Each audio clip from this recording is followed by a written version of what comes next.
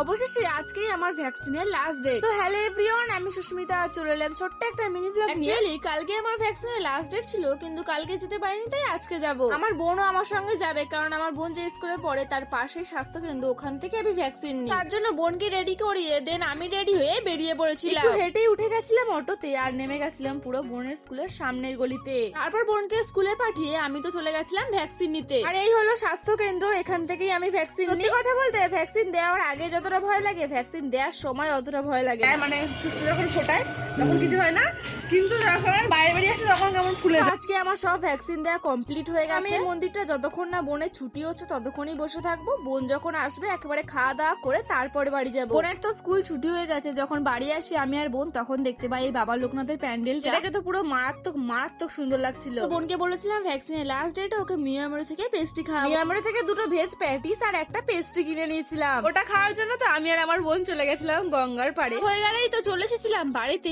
আর এখনো যারা আমাকে সাবস্ক্রাইব করনি তাড়াতাড়ি করে সাবস্ক্রাইব করে নাও। নেক্সট ভিডিওতে আবার দেখা হবে, টাটা।